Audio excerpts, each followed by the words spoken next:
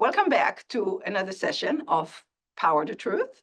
And there can't be a better truth teller who also empowered truth than Bill Browder, my guest today. Welcome, Bill. Bill Browder is the head founder of the Magnitsky Global Justice Campaign, and which the name Magnitsky now is on a number of laws in the US, in European Union, and in Canada and other countries. And Sergei Magnitsky, who was a lawyer who unfortunately died under tragic circumstances and nasty circumstances in jail in Russia. And the Magnitsky Acts are all about trying to fight human rights violations and corruption. Bill Browder wrote 2 books, Red Notice and Freezing Order. The most recent one, 2022 Freezing Order, and that's the one that the truths in it, the stories in it, and specifically some of the details of those stories I want to focus on today.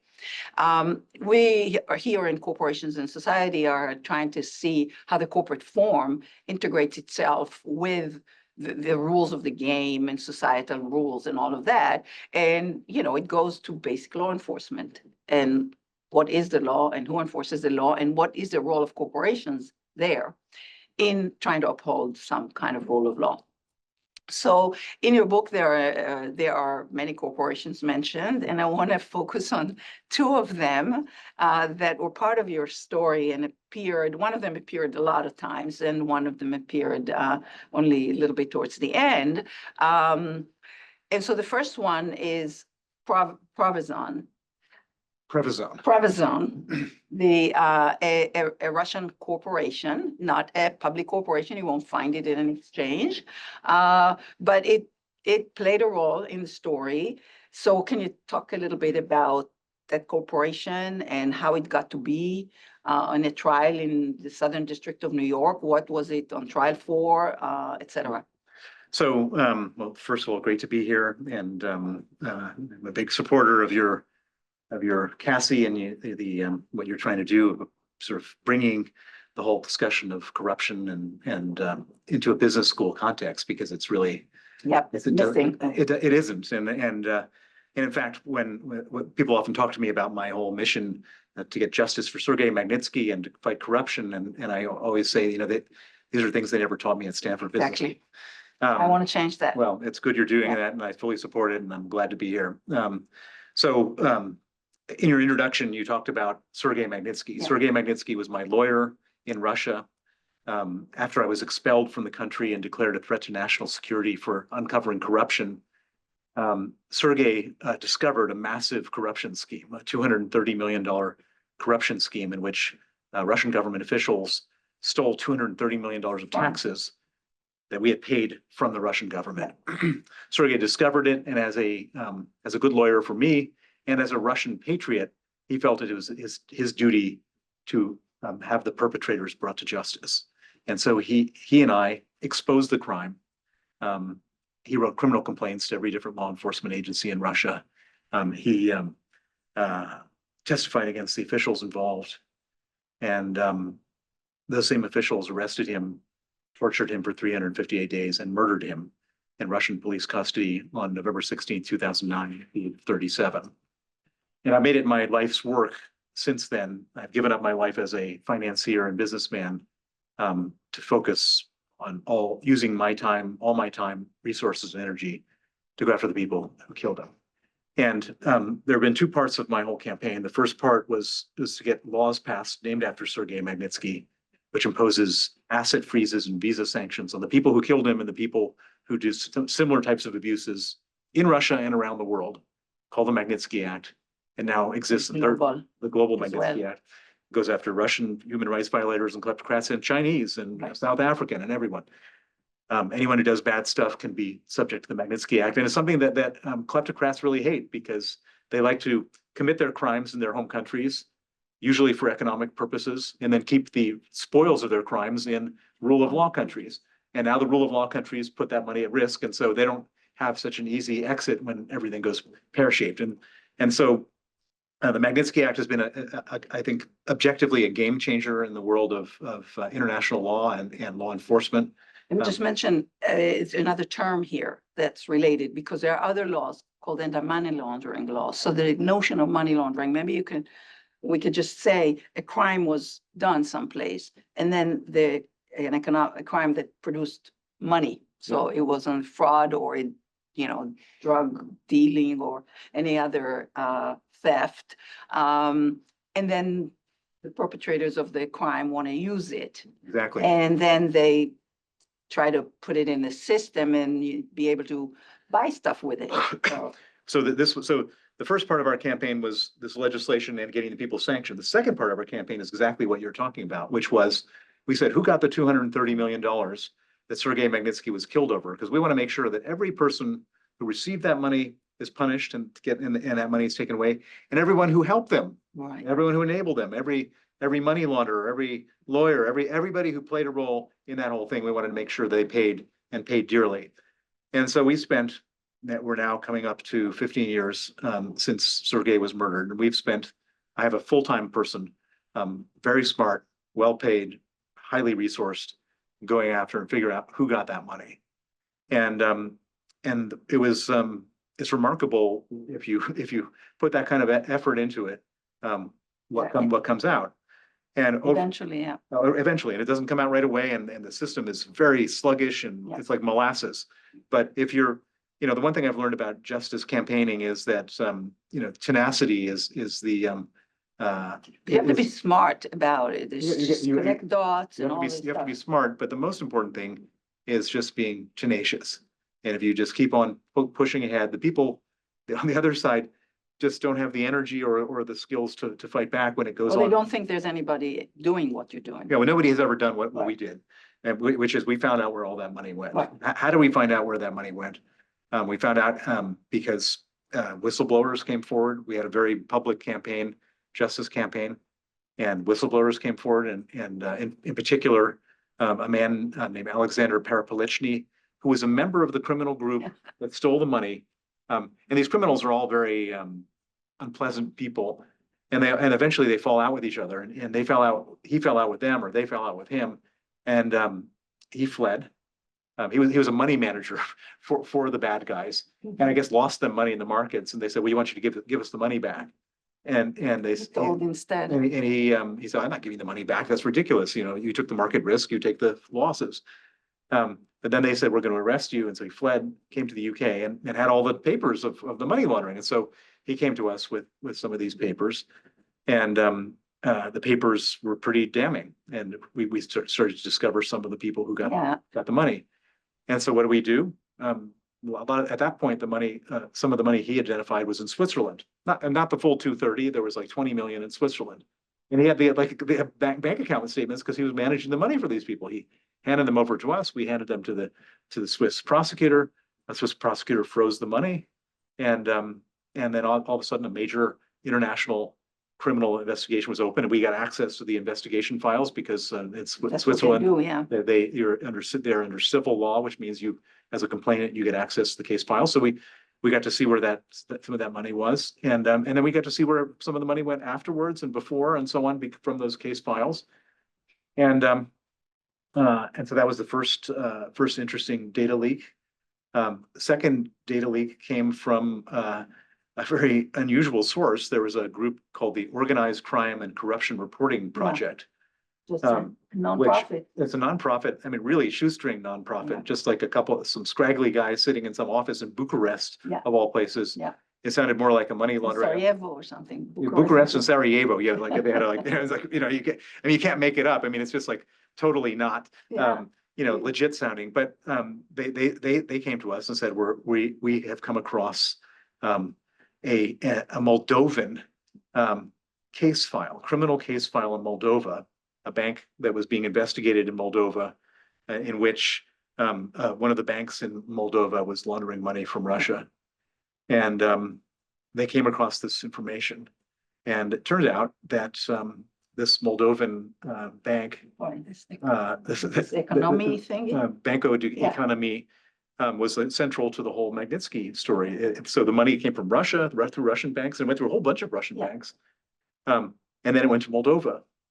And then it went to Switzerland, so we started to put all this stuff together. And it turned out that one of the recipients of this money was a company called Prione, which I should correct one thing. It wasn't a Russian company. It was a Cyprus company. Right. It was a Cyprus company incorporated in Cyprus, which had accounts in Switzerland. Yes. And received a bunch of money, and we could directly connect the dots between the $230 million of Magnitsky was killed over through Russian banks to a Moldovan bank to Switzerland. Right. But the depositor was this company registered in Cyprus. So a Cypriot company called Prione Holdings Inc. Right. It had accounts in Switzerland. And in Cyprus, you could get the beneficial owner, which you can't always get. And so with Cyprus is actually, I mean, it's sort of a more transparent. Well, it's kind of it's not transparent. It's a total. Right. There's nothing good to say about Cyprus except for the fact that you can look on the corporate registry there and you can figure out who the beneficial owner. That you can't do in the U.S. at all. Yeah. Well, the beneficial owner was a guy named Denis Katsev. Denis Katsev is a Russian national. At the time, he was in his 30s. He was the son of a man named Pyotr Katsev. Pyotr Katsev was the vice governor of the Moscow region, which sounds very, I don't know, it's maybe big, maybe small, depending on who you are, but Moscow region is like the size of France. I mean, it's just like, anyways, and somehow so this really caught our interest. And our investigation always involved whistleblowers, data leaks, like with the OCCRP, law enforcement investigations where we can get access to the case file, and then journalists, investigative journalists. And we had a collaboration with a guy who was part of the OCCRP. And I should point out, the OCCRP was like a loose confederation of journalists. And so there's all sorts of different journalists in different countries. And one of the journalists who is a person we were working with was a guy from Barron's in New York, right, named Bill Alpert. And Bill is in a lot of hours. Bill is one of these guys. He kind of reminds me of if for anyone who's in my generation, there was a TV series called Columbo. It probably won't mean anything to any young people watching the show, but Columbo is all about this guy. He wore like this sort of wrinkled raincoat, and he looked really sort of like he was a very sort of quiet guy, but he'd figure stuff out, and he had the really good instincts. And Bill Alpert was one of these types of people, and Bill decided he wanted to figure out whether there was any whether there's any Prione connection to New York. And Bill was one of these people who he would just he would sit up for after his day job was over at Barron's, he would write like market reports or stuff about different pharmaceutical companies or whatever. And then he'd go home and he'd go home to New Jersey where he lived, and he would just get on his computer and just start trolling through databases, property databases, and so on. And he ended up discovering that Prione owned a whole bunch of stuff in New York, like really fancy buildings. And right, Pine Street, right? Pine Street, which was there's this old bank building they converted to condos, really expensive, very fancy stuff. And it was really interesting because he wanted to publish the report, his report, and he got shut down. Yeah, he got shut down by Barron's. They wouldn't let him publish, but because he was part of the OCCRP, they published his report.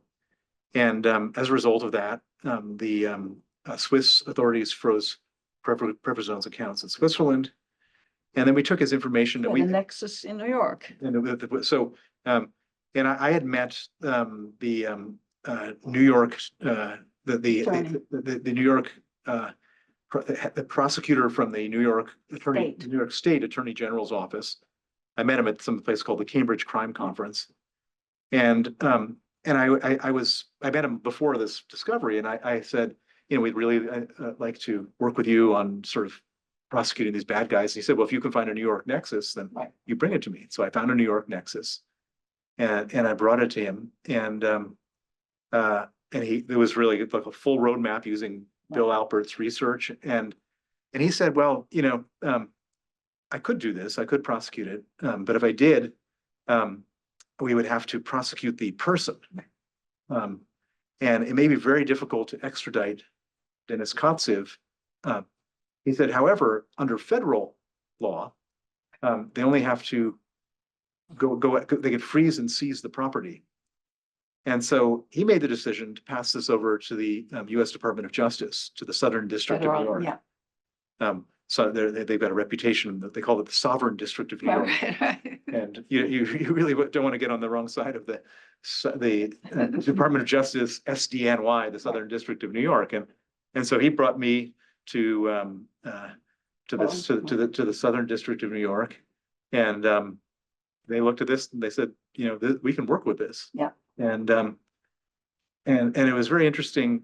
So we Many twists and turns in that case, obviously. What's that? Many twists and turns in that case. Many twists and turns, but at the end of the day, they put together an indictment, a federal forfeiture order, and they filed it against all the properties of Privezone. So they weren't going to go after the owners of Privezone because how do we get those people to face trial? The corporation's property. Yeah. Right. And so they filed a federal forfeiture order, and the federal forfeiture order wanted to seize all the property and all the bank accounts that belonged to Privezone. And it was really, when I read that document, I thought, this is really, wouldn't want to be those guys. And what was, I want to get to Danske too, and sort of another case, another corporation involved in money laundering, as do many other banks. So what was the end of that story after stuff about the judge and about the lawyers and all that stuff? Well, I mean, described in your book. Yeah, I mean, everybody should read. Right. Well, I mean, it's totally crazy. It was a crazy story. So part of the way in which we found the money in New York, working with Bill Alpert and working with all of our sources, was we had a lawyer. We had a very famous lawyer. The lawyer's name was John Moscow. I mean, you can't make this up. I know. For a case ago. John Moscow. John Moscow was a former New York district attorney prosecuting organized crime, money laundering, et cetera. And he went into private practice. He worked at a law firm, a big blue chip law firm called Baker Hostetler. And I also met him at the Cambridge Crime Conference. This Cambridge Crime Conference for people is a real sort of magnet for all these individuals. So, and I hired him to help me figure out how we can go after the bad guys. And he had come up with a really interesting thing, which is that even when money is sent from one Russian bank to another Russian bank, if it's sent in dollars, it passes through New York. Every transaction hits the U.S. Fed wire system. Right. And there's some what they call money clearing bank that has access. And in this particular case, with the Russian banks that we were looking at, it was JP Morgan and Citibank. And what John Moscow knew and told us, and we acted on, was that you can go to a New York judge and say, I'm doing a criminal case against bad guys in wherever you're doing it, and I need to get documents, and I need the New York court. It's called the 1782 subpoena, and so we filed no details. We filed a 1782 subpoena to get access to JP Morgan's files to show the movement from one bank to another. And this is all John Moscow's doing. He put together the whole subpoena document, and then one day he just disappeared. And I mean disappeared, which is just the weirdest thing. I mean, I've had this happen. When I was chasing girls in high school. The silent treatment. Right. And I've never had it with a lawyer who we'd paid like $250,000 to. Just disappeared. He just wouldn't return call. It was just the weirdest sort of weirdest immature thing. But what happened was their firm got the Madoff recovery mandate. And it was just so lucrative that he just stopped. It just wasn't worth it talking to me anymore. So we found another lawyer to file the subpoena. It was actually John Ashcroft's law firm, the former U.S. Attorney General, and it succeeded, and we got the documents, and that whole thing helped to figure out where all this stuff was. And so, anyways, I had sort of forgotten about John Moscow. Turns up. And anyway, and then the U.S. federal authorities filed this forfeiture order over prednisone stuff, and it was so powerful. I read that thing. And I thought, there's, I mean, they could just walk away. I mean, they could just say, okay, you take our money, take the money, and end of story. And I thought, who would ever come and try to defend themselves against this? It's just as absurd. I mean, it's so damning, this document. And so I was really looking forward to the day that they go to court and get their thing, and then there would be a default judgment, and they grab the proproperties, and the bad guys would lose 20 million bucks. Right. That would have been a nice, thing. And And instead, they come up sort of fully lawyered up, and John who's their lawyer? John Moscow. Yeah. And the first thing John Moscow does is he issues me with a subpoena. I'm going to be a witness for the government, and he issues me with a subpoena, asking me what all my security arrangements were, where I traveled to, all this kind of stuff, which the Russian government wanted to know because they hated my guts and wanted to kill me. Yeah. And so, and by the way, when he was my lawyer, it's one of the things he always warned me about. He said, these are really bad people. They could and now really, he's working for the them. other side trying to get my security arrangements. I mean, just the nastiest. Anyway, but nastiest. so yeah, all of this is described in your book in great detail, which is absolutely fascinating. But the very bottom line on this case, where you're sick and you can't testify and all of that, what happens? Well, so I mean, anyways, I mean, this thing goes on for like 2 years, and it's like, I mean, motions and counter motions, and subpoenas for me and everybody else. I mean, I've never seen.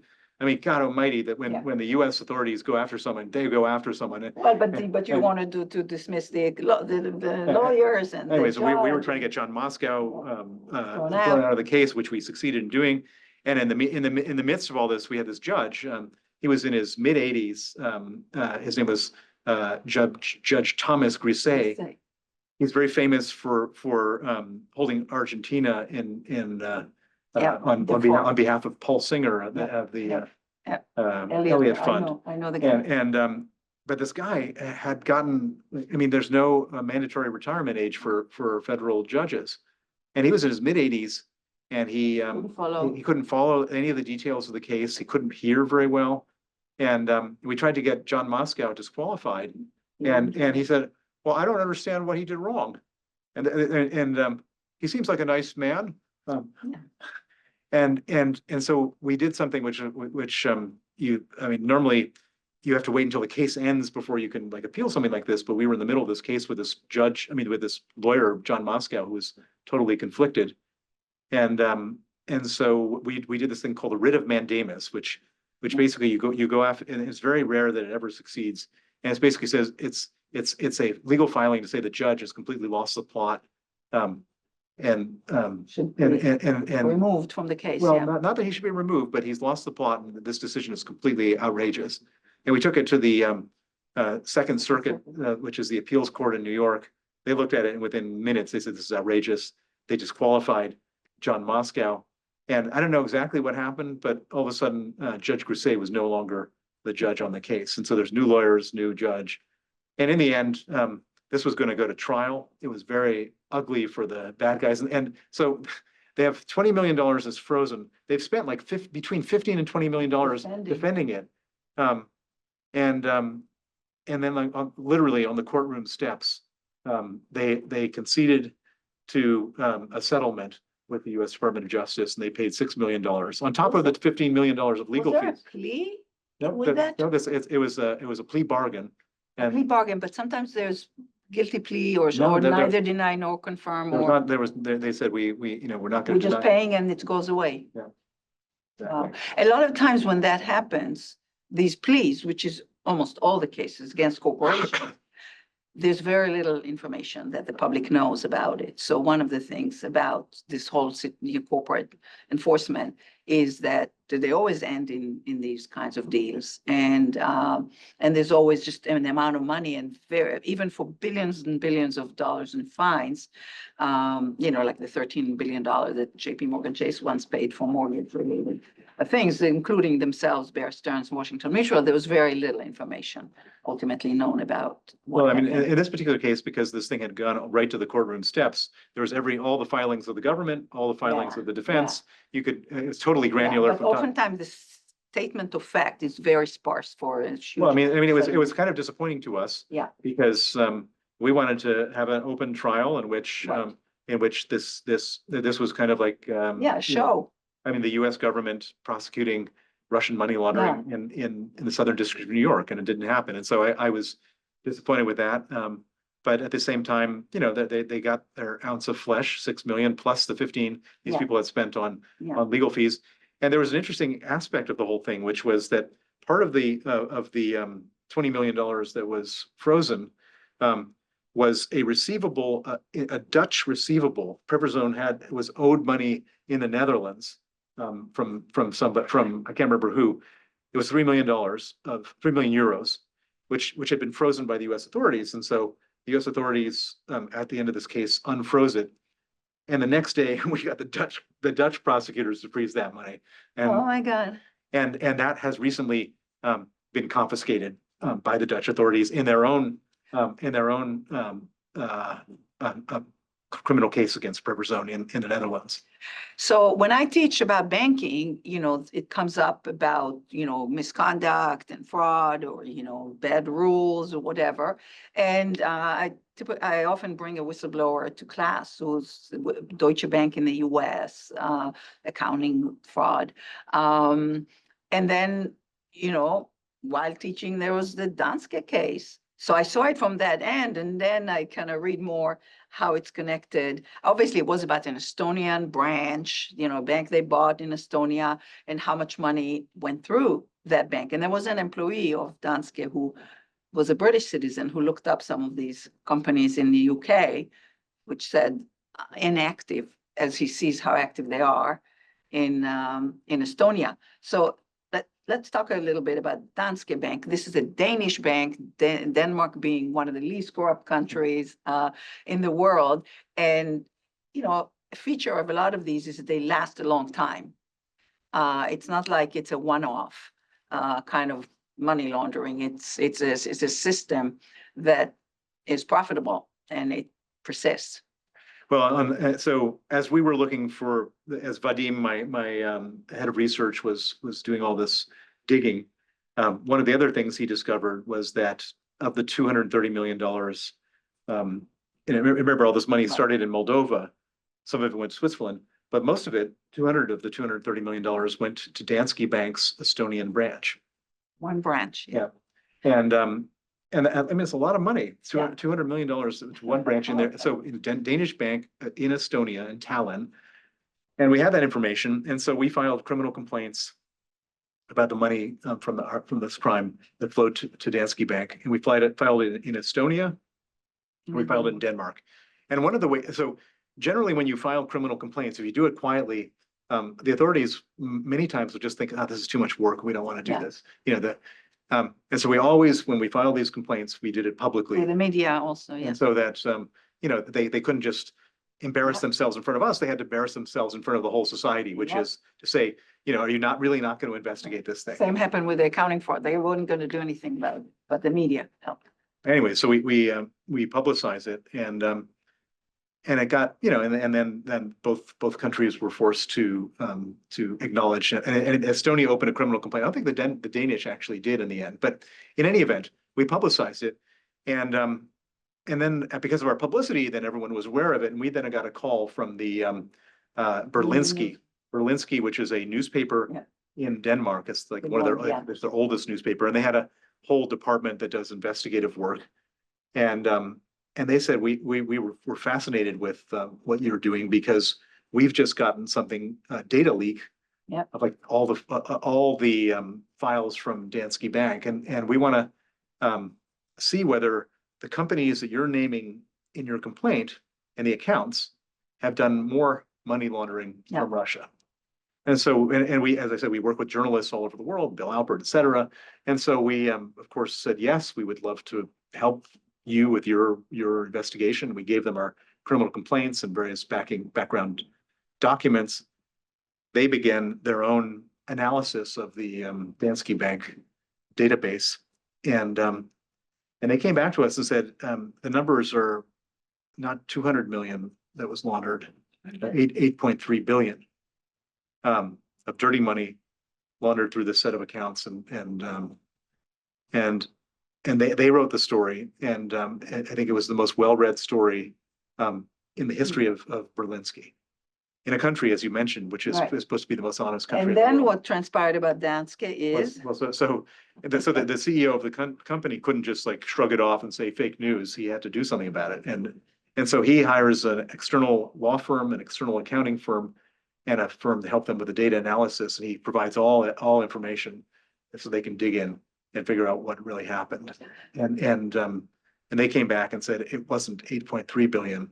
It was 232 billion of dirty money that was laundered through Yep. Danske Bank. but some of it was again internally told to the bank leadership by an employee who didn't go public with it, just from within, and they didn't do anything about it. So the point being that it was very profitable. Well, it's really interesting. So Danske Bank is like some, kind of pedestrian, mid-sized Danish, Yeah. Scandinavian bank. Their Estonian branch.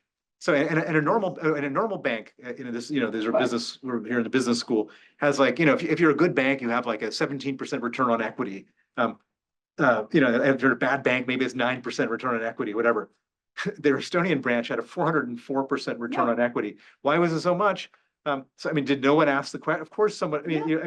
Any person And worth there's- their salt would have asked the question, It's "What's sort of going on what in the that?" Estonian authorities were sort of concerned about this bank and this branch, but they couldn't do anything about it because somehow, it was sort of Danske and the Danish regulators or something. Nobody touched it for a long time. Well, in fact, it's even worse than that. There was one honest regulator from Russia. His name was Kozlov. He Mhm. was the central bank governor, Mhm. and I met the guy, and he was an honest guy. And he saw money laundering coming out of Russia, and it was going through the bank, the Estonian bank that Yep. Danske had acquired. Yep. And he went to Estonia and told them, I think that there's dirty money Right. laundering going on here. And then he was shot dead after walking out of a soccer game in Moscow. Whoa. And That's what keeps Yeah. happening in these stories, the honest people. Yeah. So that's how scary it gets. Yeah.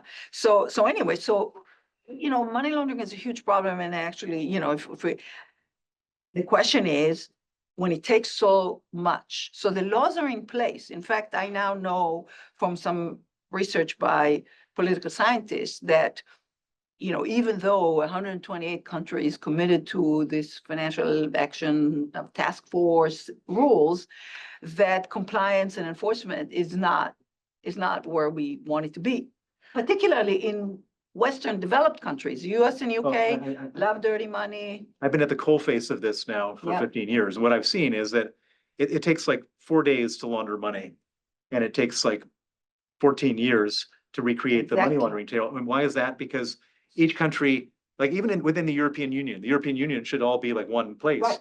But each country has to do a mutual legal assistance Yeah. request for the other Exactly. country. And then, So and then it cumbersome. takes 6 months for them to respond to the mutual legal assistance request. If all this stuff was in one database that Yeah. law enforcement could just Yeah. apply AI to, you could solve the problem in one day. Exactly. and- So and- that's the thing is, why is enforcement so difficult? Because it requires, especially the transnational stuff, requires collaboration. Any decent money launderer will work with like 5 different jurisdictions. They work with multiple banks, multiple Exactly. accounts. And by the time you're done with all this stuff, it becomes either, It's a whole it becomes too cumbersome. And so I have an axe to grind. My lawyer, Right. Sergei Magnitsky, was killed. Right. He was murdered, and I'm not gonna let that go. Exactly. And I've got a lot of resources to Right. not let it go. And I will work on it as long as it takes to make sure nobody else has that motivation. Exactly. So And- that was sort of my counterfactual as I'm reading, saying, okay, here's the passion and the resources that it takes to trace this money. Well, what does that tell us in the bigger picture? Well, it tells us, governments are sort of failing. are not able to. Exactly. But I think the technology could change this overnight if They wanted. So it's like other things, political will of the governments. But for that, you need the pressure in a democracy. Well, I don't see this getting solved anytime soon. It's, Yeah. having said that, what's interesting is that, Russia now, it's been exposed. Yeah. They can't launder their money through Estonia. They can't launder their money through Latvia. They can't do it through Closes some Lithuania. doors. They can't do it through Cyprus. I don't know about Moldova, but I don't think anyone wants to. So, they're kind of stuck. Yeah. Because there's still a ton of money that gets stolen from the country. and they need to put it somewhere Yeah. to To legalize use it. it. And so I'm afraid that where we are right now is that cryptocurrency is the way in which Yeah. they do this. Yeah, And, exactly. and that's a whole nother ballgame. And it's something that I'm not even that familiar with because we've spent the last 15 years investigating Regular banking system, yeah. banking money laundering. Yeah. And so I don't know how they're doing it there, but all these people talking about cryptocurrency being the I know. libertarian, it's a money laundering tool.